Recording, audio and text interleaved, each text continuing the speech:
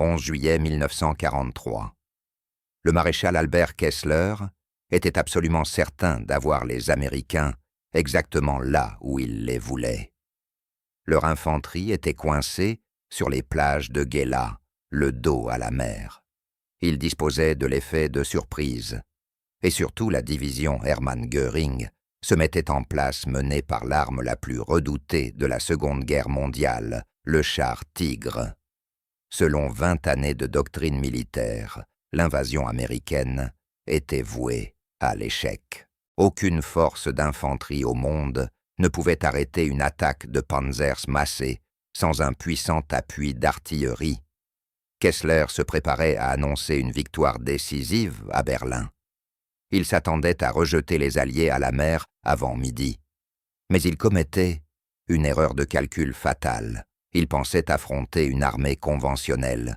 Il ne réalisait pas qu'il faisait face à un type de guerre entièrement nouveau.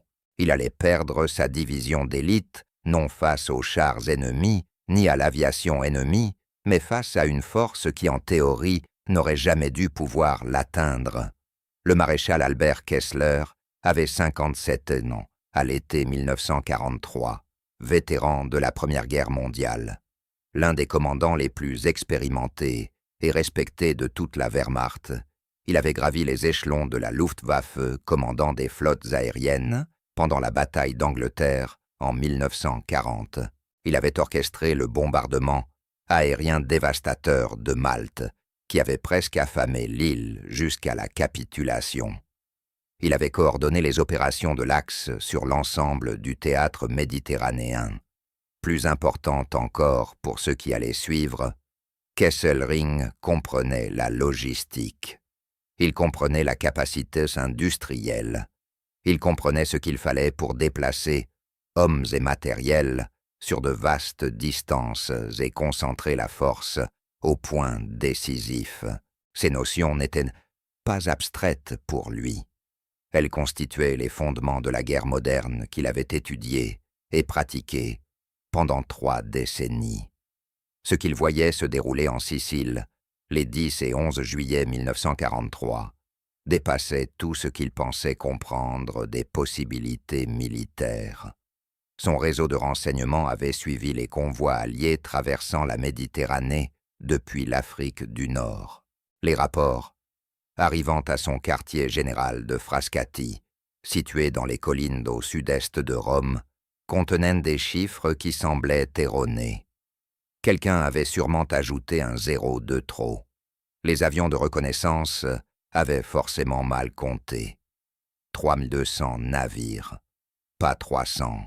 3200 bâtiments de tout type cuirassés, croiseurs, destroyers, transports de troupes, navires, de débarquement de chars cargo, navires hôpitaux, la plus grande flotte amphibie jamais assemblée dans l'histoire de la guerre. 4000 avions assurant la couverture et le soutien, pas 400, 4000 chasseurs bombardiers et avions de transport prêts à dominer le ciel sicilien. 180 000 soldats prêts à débarquer lors de la première vague. Des soldats américains, britanniques et canadiens équipés de chars d'artillerie, de camions et de suffisamment de munitions pour combattre pendant des semaines sans ravitaillement. En 25 ans de carrière militaire, Kessler n'avait jamais rien vu d'une telle ampleur. L'invasion allemande de la France en 1940, qui avait conquis l'Europe occidentale en 6 semaines, avait mobilisé moins de ressources. L'invasion avait commencé dans la nuit du 9 juillet 1943. Des parachutistes américains et britanniques furent largués dans le sud-est de la Sicile sous le couvert de l'obscurité. De violents vents les dispersèrent sur des centaines de kilomètres carrés. Certains tombèrent en mer et se noyèrent. D'autres atterrirent à des kilomètres de leur zone de largage prévue. Certaines unités furent si éloignées de leurs objectifs qu'elles passèrent les premières heures de l'invasion à tenter simplement de se retrouver. En tant que force de combat cohérente, les troupes aéroportées furent temporairement dispersées et désorganisées. Les officiers d'état-major de Kessler notèrent cela avec satisfaction. Le rapport suggérait que la planification alliée avait échoué dès sa première épreuve. Kesselring vit clairement l'opportunité qui s'offrait à lui. La vulnérabilité fondamentale de toute opération amphibie résidait dans les premières 24 heures, avant que les armes lourdes puissent être débarquées, avant que les positions défensives puissent être établies, avant que la tête de pont ne soit sécurisée contre une contre-attaque. Tous les théoriciens militaires le savaient. Tous les commandants cherchaient à l'exploiter. Si les forces blindées allemandes pouvaient frapper les plages avant que les Américains ne consolident leur position, elles pourraient scinder la force d'invasion, enfoncer des coins entre les zones de débarquement et repousser les envahisseurs à la mer avant que leur écrasante supériorité matérielle ne puisse être engagée. Il avait déjà vu cela à Dieppe en août 1942. Un raid combiné britannique et canadien y avait été anéanti sur les plages en moins de 10 heures. L'eau derrière une force d'invasion était son pire ennemi. Elle n'autorisait aucune retraite, n'offrait aucun abri et ne fournissait aucune voie de renfort une fois les péniches de débarquement retirées. Sous une pression suffisante, appliquée assez rapidement des troupes coincées entre des chars attaquants, et la mer ouverte paniquerait et se désagrégerait. C'était une doctrine militaire solide. C'était ainsi que les contre-attaques contre des débarquements amphibies étaient censées fonctionner. Kesselring donna l'ordre. La division Hermann Göring attaquerait à l'aube. La division Hermann Görings représentait tout ce que la doctrine militaire allemande avait perfectionné en 4 années de guerre. Créée à l'origine à partir de personnel terrestre de la Luftwaffe et baptisée du nom du Reichsmarschall, lui-même elle avait été reconstruite en 1942 et au début de 1943 pour devenir une formation blindée de premier ordre. Ces soldats étaient fanatiquement loyaux au régime nazi. Ces officiers étaient des vétérans aguerris du front de l'Est. Son entraînement mettait l'accent sur l'agressivité et la flexibilité tactique. Et surtout, son équipement comprenait le char Tigre. Le Panzerkampfwagen 6 Tiger était le véhicule blindé le plus redouté au monde en 1943. Son blindage frontal atteignait 100 mm d'épaisseur. Aucun canon de char allié ne pouvait le percer à des distances de combat normales. Son propre canon, principal de 80 Lipimoni dérivé de la légendaire arme anti-aérienne, pouvait détruire n'importe quel char allié à des distances dépassant 2 kilomètres. Entre les mains d'équipages expérimentés, un seul Tigre pouvait tenir toute une route face à des colonnes en progression. 17 Tigres menèrent l'assaut vers Gela au matin du 11 juillet. Derrière eux avançaient des chars moyens, Panzer III et Panzer IV, de l'infanterie et des semi-chenillés blindés SDK-9Z. 251 accompagnaient les blindés. La force d'attaque comptait plus de 4000 hommes et plus de 200 véhicules. Des batteries d'artillerie se tenaient prêtes à fournir l'appui-feu. Les unités de reconnaissance de la division avaient identifié les positions américaines et les axes de progression.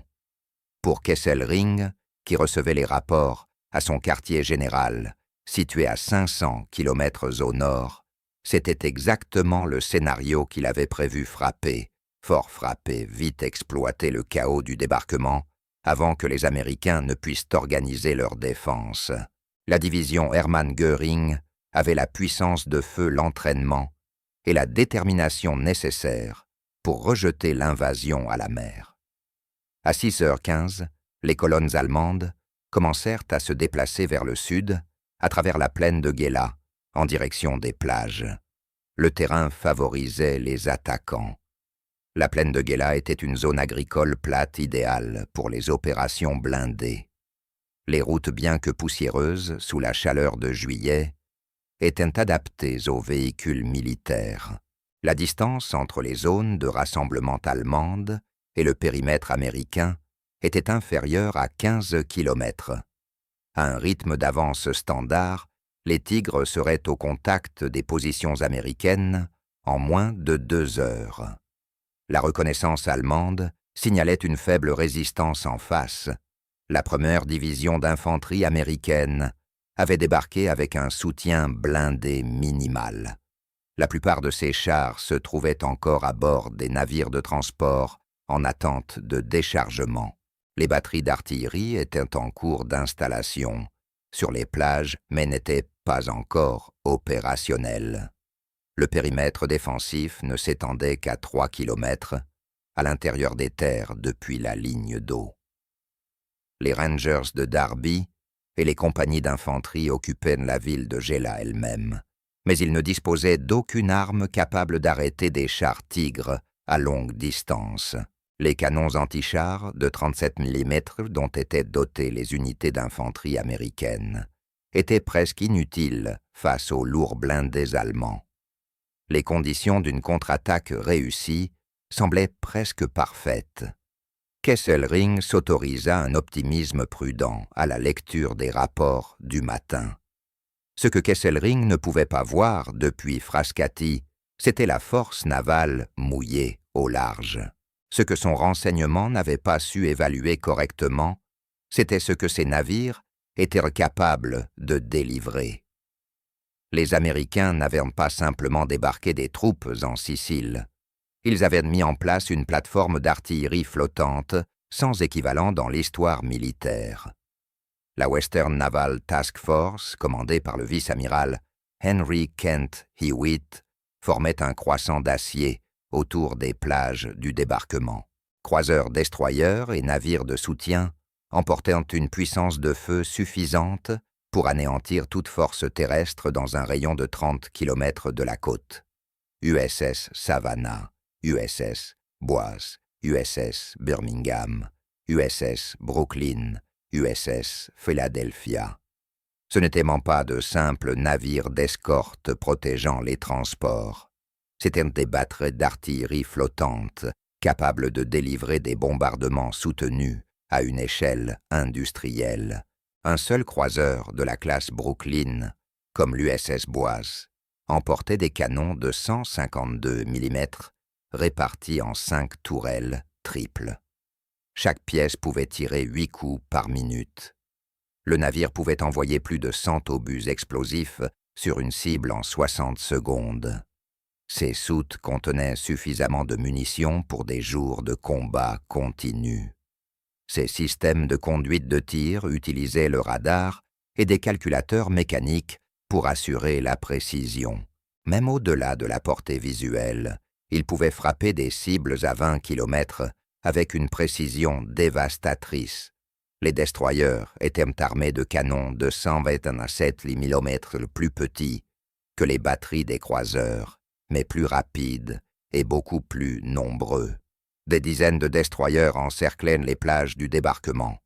Ensemble, ils pouvaient couvrir des kilomètres carrés de terrain d'un déluge d'acier explosif. La division Hermann Göring avançait directement dans une zone de destruction qui dépassait de loin tout ce que ses commandants avaient anticipé ou préparé.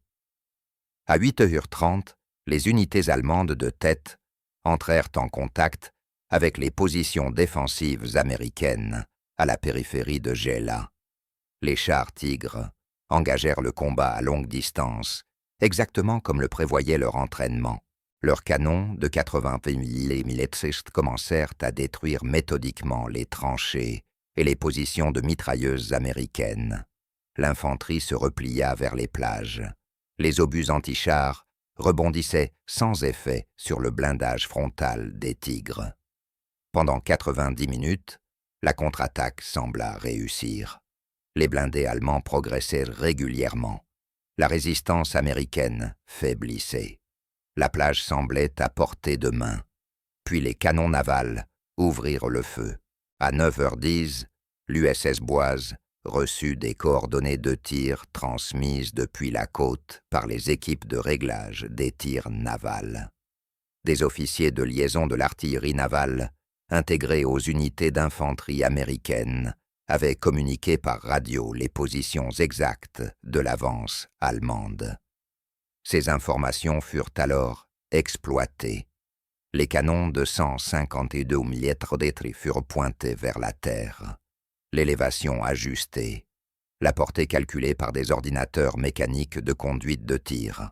La première salve fut tirée dans un grondement qui roula sur la Méditerranée comme le tonnerre. 43 secondes plus tard, les obus s'abattirent au milieu des colonnes allemandes en progression.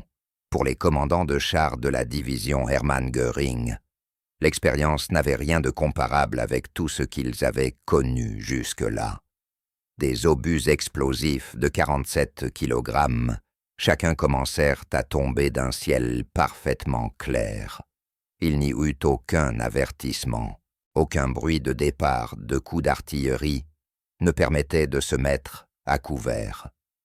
Il n'y eut que l'impact soudain et dévastateur de munitions navales, conçues pour percer le blindage des cuirassés, désormais utilisés contre des cibles terrestres. Aucun tir de contre-batterie n'était possible.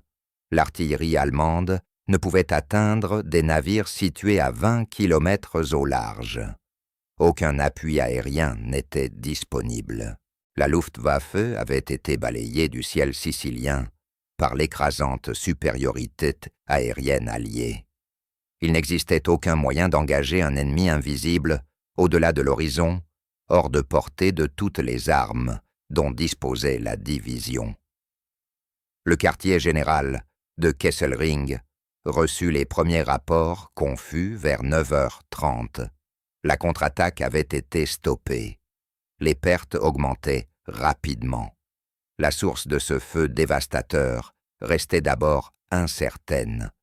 Certains rapports évoquaient des avions, d'autres parlaient d'une artillerie d'un calibre impossible. La réalité était pire que toutes ces hypothèses. Sur la plaine de Gela, la situation devenait catastrophique pour les assaillants. L'USS Savannah rejoignit le bombardement à 9h25. Ses 15 canons ajoutèrent encore une centaine d'obus par minute à la pluie d'acier qui s'abattait sur les colonnes allemandes. Les destroyers ouvrirent également le feu. Les navires américains ne se livraient pas à des tirs de harcèlement. Ils menaient une destruction systématique d'une division blindée.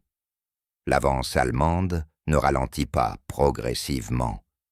Elle s'arrêta net comme si toute la division avait heurté un mur invisible d'acier explosif. Les chars Tigre, invulnérables à tout ce que l'infanterie américaine pouvait déployer, brûlaient désormais sur la plaine de Gela. Les obus navals n'avaient donc pas besoin de percer directement leur épais blindage. Des explosions concentrées détruisaient chenilles et galets, immobilisant les véhicules, qui devenaient alors des cibles fixes. Les éclats tuaient les commandants et membres d'équipage exposés. Des explosions proches faisaient sauter des camions de munitions et des véhicules citernes. La seule onde de choc blessait des hommes, à l'intérieur même de chars fermés. À 16:00, la division Hermann Göring avait déjà perdu 6 de ses précieux chars. Tigre non face aux blindés américains ni aux canons anti-chars, mais à des navires qu'elle ne pouvait ni voir ni atteindre.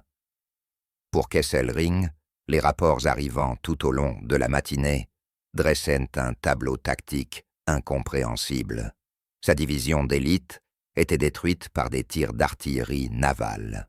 Des navires de guerre anéantissaient une formation blindée mobile, engagée dans une offensive terrestre fluide. Ce n'était pas ainsi que la guerre moderne était censée fonctionner. Ce n'était pas ainsi que la guerre avait jamais fonctionné. Les navires bombardaient des fortifications côtières fixes lors des débarquements amphibies, tout le monde le savait. Ils fournissaient un feu de couverture pendant que les troupes traversaient les plages. C'était leur rôle traditionnel, mais les navires n'engageaient pas des divisions de panzer en manœuvre lors de combats, de rencontres à 15 kilomètres à l'intérieur des terres. Les portées en jeu, la précision requise, la consommation de munitions nécessaires pour neutraliser une formation blindée entière, rien de tout cela ne correspondait à la doctrine militaire conventionnelle. Mais les Américains ne combattaient pas selon une doctrine conventionnelle. Entre 9h10 et 11h00, la force navale tira plus de 3700 obus sur des objectifs situés sur la plaine de Gela. Le bombardement de cette seule matinée dépassait l'appui d'artillerie dont la plupart des divisions allemandes bénéficiaient durant un mois entier de combats sur le front de l'Est, et les navires pouvaient maintenir ce rythme de tir indéfiniment. Des navires de munitions attendaient au large avec des dizaines de milliers d'obus supplémentaires. La capacité industrielle des chantiers navals américains n'avait pas seulement créé une marine, mais un système d'artillerie mobile à l'échelle d'un continent déployable partout à portée de l'eau salée. Le commandant de la division Hermann Göring ordonna un repli tactique à 11h00. Sa contre-attaque n'avait pas simplement échoué, elle avait été anéantie en moins de 4 heures. 10 de ses 17 chars, tigres irremplaçables, avaient été détruits, immobilisés ou abandonnés. Des centaines de ses soldats gisaient morts ou blessés sur la plaine de Gela. Les forces restantes se replièrent dans les collines au nord-ouest des plages hors de portée efficace des canons navals. La tête de pont américaine à Gela était sécurisée. La contre-attaque qui aurait dû rejeter l'invasion à la mer avait été écrasée par une puissance de feu flottante venue de l'au-delà de l'horizon. Kesselring comprit ce qui s'était produit à Gela avec une clarté stratégique terrible. Les Américains avaient résolu le problème fondamental de la guerre amphibie. Les forces débarquées étaient toujours vulnérables pendant les premières heures critiques, avant que les armes lourdes puissent être mises à terre et organisées pour la défense. Toutes les académies militaires l'enseignaient. Tous les commandants depuis l'Antiquité avaient prévu d'exploiter cette vulnérabilité, frapper l'ennemi lorsqu'il est à moitié débarqué, à moitié organisé, à moitié préparé. Mais les Américains avaient entièrement éliminé cette vulnérabilité en transformant leurs navires en artillerie mobile. Un croiseur au large pouvait délivrer plus de puissance de feu qu'un régiment d'artillerie terrestre entier. Il pouvait le faire quelques minutes seulement après réception des coordonnées de tir. Il pouvait continuer à tirer pendant des heures sans se soucier du ravitaillement. Il pouvait se repositionner plus rapidement que n'importe quelle batterie terrestre. Et contrairement à l'artillerie au sol, il ne pouvait être ni capturé, ni submergé, ni débordé, ni détruit par une contre-attaque terrestre. Il ne s'agissait pas simplement d'une innovation tactique, c'était une révolution industrielle appliquée à la guerre. Construire des croiseurs de la classe Brooklyn exigeait une capacité de chantier naval que l'Allemagne ne possédait tout simplement pas. Les armer avec des équipages entraînés nécessitaient des marines et des années de développement. Les approvisionner en munitions requérait une production industrielle à des niveaux que les puissances de l'Axe ne pourraient jamais égaler. Les obus qui s'abattaient sur la division Hermann Göring représentaient non seulement une puissance de feu, mais l'ensemble d'un système économique et industriel mobilisé pour la guerre totale. Kesselring avait perdu plus de 10 chars Tigres sur la plaine de Gela. Il avait perdu l'initiative stratégique en Sicile. La campagne de Sicile se poursuivit encore 38 jours. Mais son issue fondamentale fut décidée dans la matinée du 11 juillet. Privé de toute capacité à lancer des contre-attaques efficaces contre les têtes de pont, Kesselring ne put mener qu'un repli combatif vers l'extrémité nord-est de l'île. La division Hermann Göring ne retrouva jamais sa capacité offensive durant la campagne de Sicile. Ses chars tigres survivants furent engagés progressivement dans des combats défensifs, au coup par coup, au lieu d'être concentrés pour une action décisive. Les forces américaines et britanniques progressèrent régulièrement à travers la Sicile tout au long de juillet et au début du mois d'août. Leurs flancs restaient protégés par les canons navals, capables de frapper jusqu'à 30 kilomètres à l'intérieur des terres. Toute force allemande se regroupant en vue d'une contre-attaque devenait immédiatement une cible pour l'artillerie flottante.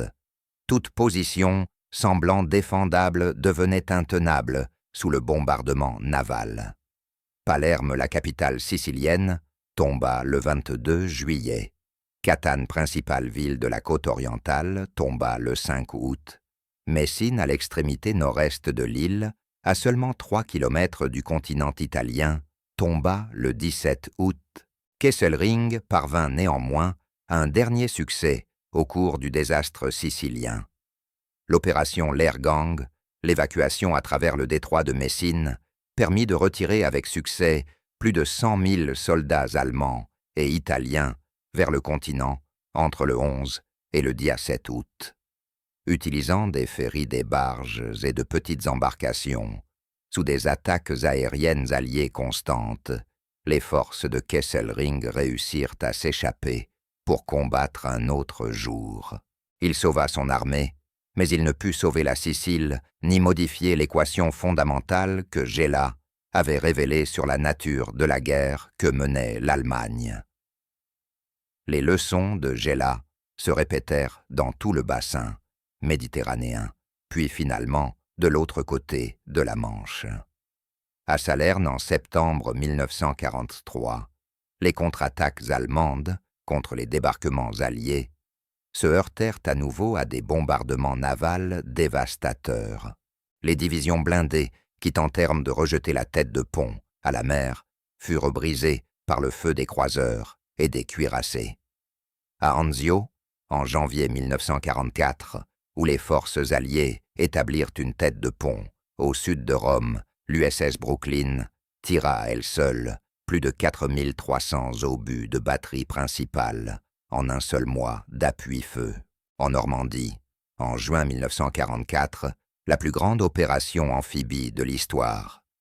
Les tirs navals écrasèrent les réserves blindées allemandes avant qu'elles ne puissent atteindre les plages du débarquement. La 21e division Panzer, tentant de contre-attaquer le jour J, se heurta au même mur d'acier naval qui avait détruit la division Hermann Göring un an plus tôt en Sicile. Kesselring passa le reste de la guerre à mener des campagnes défensives en Italie. Il construisit la ligne Gustav à travers la péninsule italienne. Il tint le Monte Cassino pendant 5 mois, face à des assauts alliés répétés. Il fit payer qu'aux Américains et aux Britanniques chaque kilomètre du sol italien, en sang et en temps. Mais jamais plus, il ne tenta de rejeter un débarquement amphibie à la mer. Il avait appris à Gela ce que signifiait en pratique la puissance industrielle américaine. Il avait vu ce qui se produisait lorsque le courage allemand et l'habileté tactique se heurtaient à la capacité de production américaine. Les calculs étaient impossibles à surmonter. La guerre devait encore durer près de 2 années après la Sicile. Des millions d'autres soldats et civils mourraient. Le régime nazi se battrait jusqu'à l'extrême limite, mais pour Kesselring, observant sa division Panzer d'élite brisée par des navires tyrans depuis l'au-delà de l'horizon, le 11 juillet 1943, l'issue finale devenait déjà évidente. L'Allemagne ne combattait pas une armée.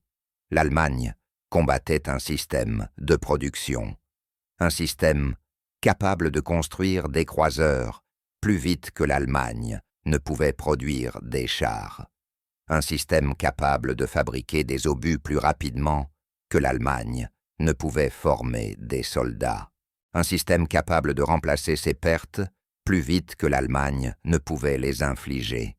Et les systèmes de production ne se fatiguent pas. Ils ne cèdent pas. Ils ne perdent pas leur sang-froid sous la pression. Ils continuent simplement à produire jusqu'à ce que l'ennemi n'ait plus rien avec quoi se battre. Les 17 chars, tigres brûlants sur la plaine de Gela, n'étaient pas seulement une perte tactique. Ils étaient un aperçu de l'avenir de l'Allemagne. Merci d'avoir regardé. Si cette histoire vous a paru captivante, n'hésitez pas à aimer et à vous abonner pour soutenir notre chaîne. Nous vous faisons découvrir les histoires oubliées de la Seconde Guerre mondiale, ces moments où le courage individuel a rencontré la réalité industrielle et les tournants qui ont changé le cours de l'histoire. D'où nous regardez-vous aujourd'hui? Quelles autres histoires de la Seconde Guerre mondiale aimeriez-vous que nous traitions? Dites-le nous dans les commentaires ci-dessous. Votre engagement nous aide à continuer à donner vie à ces récits historiques essentiels. À la prochaine fois.